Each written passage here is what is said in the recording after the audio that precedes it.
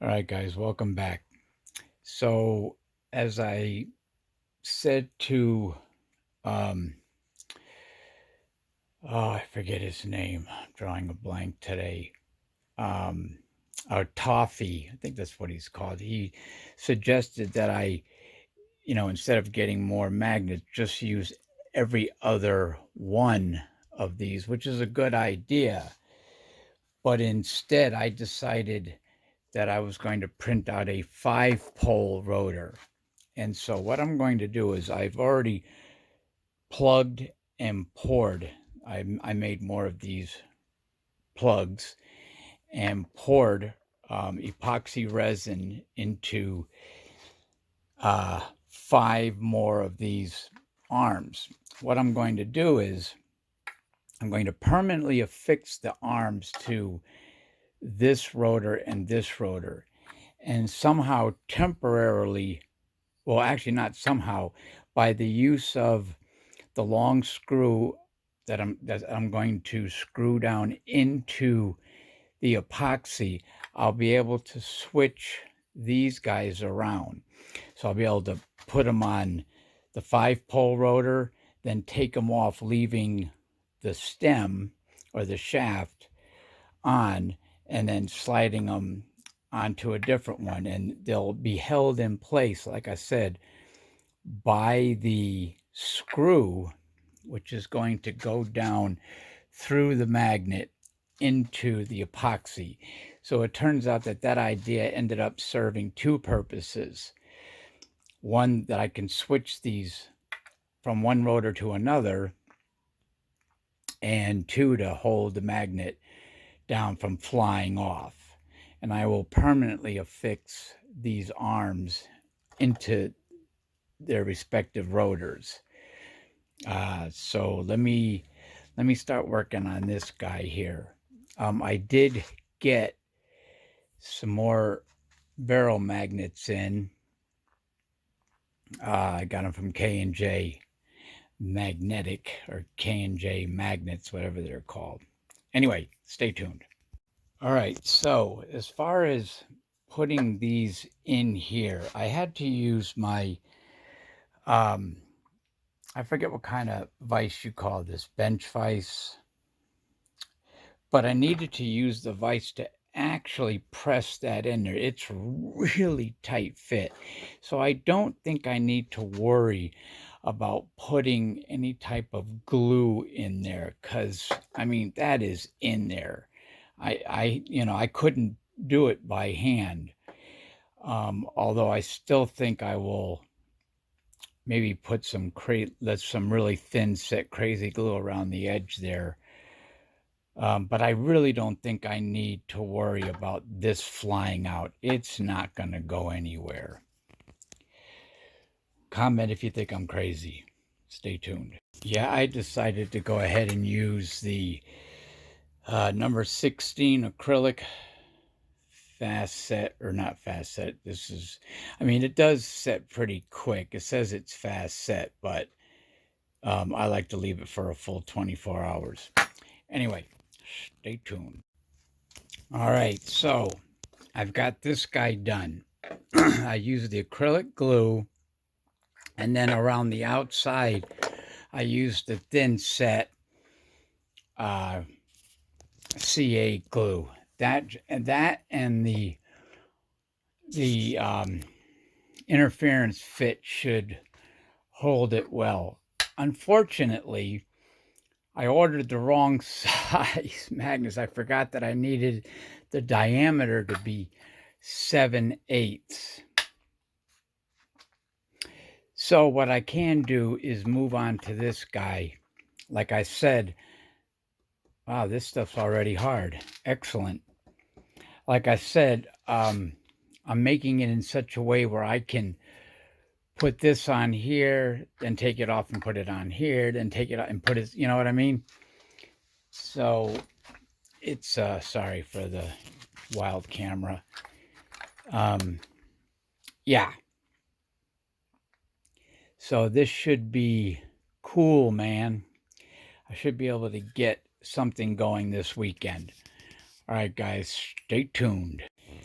All right, so I've got these guys in there, the shaft or the pole or whatever, and I could not find barrel magnets, or these are actually called ring magnets, that are 7/8 by 3/4. I can only find them 7/8 by an eighth, 7/8 by a quarter. So I ordered a bunch of 7/8 by quarter-inch thickness, which I can use. 3 of those obviously will be 3/4, and that should work fine. But until then, I could set this guy up, and maybe set it in the horizontal stand. See if I can get it to work. It'll be a maglev, just like the big guy over there, the brown one. I can still drill the holes.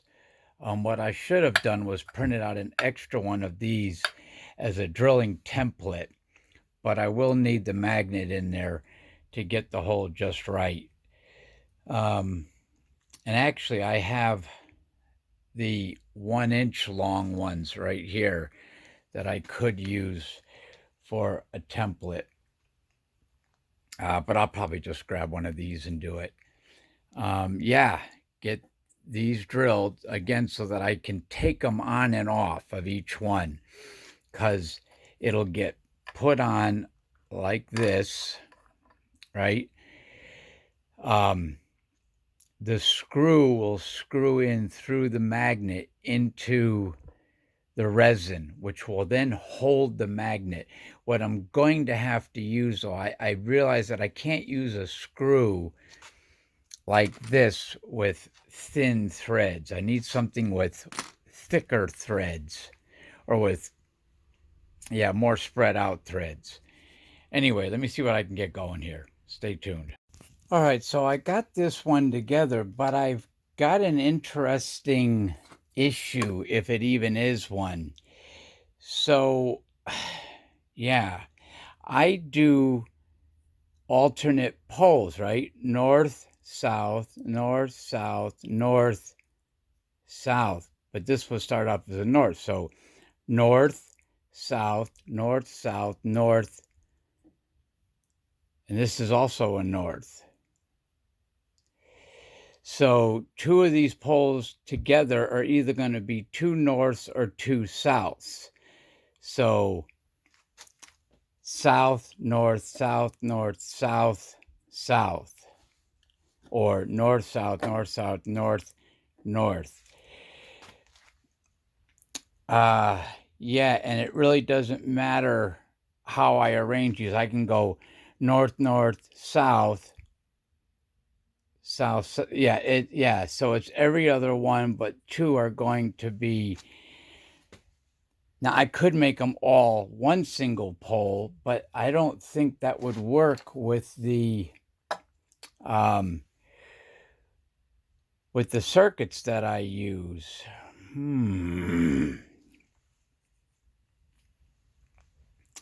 This will be interesting to see how this works on the big stand. I'm going to get it hooked up and see how it works. Stay tuned. Yeah, so I'm going to put this guy on here. And what I'm thinking I could do is build another layer, slide a magnet down here,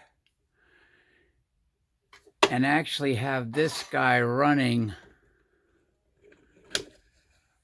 off of here like this. And yeah, one would be a drive and one would be a generator or something. But I think I want to test this guy by itself. But that would be an interesting experiment, which I think I'm going to do. Stay tuned. All right, so it was a nightmare getting this in here, and I got to figure this out. When I buy these carbon fiber rods, you expect them all to be pretty much the same size. If you get one from a dealer that says it's 6 millimeters in diameter on the OD, it should be 6 millimeters in diameter on the OD, but they're not. They're all different sizes. And, they're only off by maybe a couple of tenths of a millimeter, but that's enough to cause issues going into bearings and so forth. Anyway, but it's a maglev. It's being supported by that. And it's rotating on the bearings there. So it should be good. Hold tight. All right, so I just jerry-rigged something really quick. I blew up one of my JL94 circuits. I popped the capacitor. I don't know how I did that. I think I wired something up wrong. So this is a bifilar coil, and I have it jumped so that it's one coil. And you can see, this is why I don't like using non-3D printed parts. So I use this PVC, and I can't control it the way I can a 3D printed part. So I can get the exact length and the exact weight and the exact everything. And of course it sounds like shit, but it's working. Yeah, this was a real pain in the ass. It looks like it'd be really easy to put together, right? Oh, just slide that in there, just pop that on there. No. I had to fight to get that in there. But it's working. Let me see how I don't know why the neon bulbs are lighting up. I have the load on there. All of the components are nice and cool. Anyway, it's kind of cool. This is a real jerry-rig job, though. Because when I made my coil holder, I didn't think about this. I'm going to make a new mount so that my new coil holder can just slide onto this one as well as the other ones. And I finally got the 24-inch acrylic. But yeah, it's working okay. Let me turn this light off.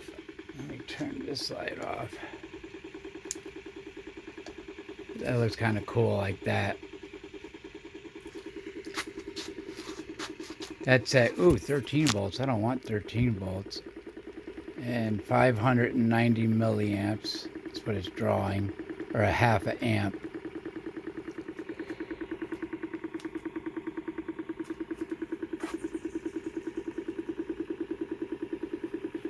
Now I can speed it up by, so this is the this is the hall sensor. Anyway, I wanted to get something out for you guys today. I'm not really thrilled with this guy. I'm really pissed that I blew one of my one of the capacitors. I mean, it's easy enough to replace. And I was using a different coil when that happened too. I think I might, but the good news is no magnets came flying off. Let me see if I can slow it down. There we go. No magnets came flying off. I don't know what's causing it to make that sound. Sounds like it's coming from underneath here. Let me see.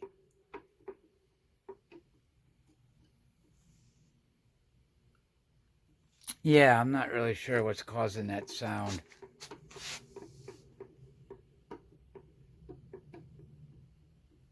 Yep, not sure. But anyway, I wanted to get something out.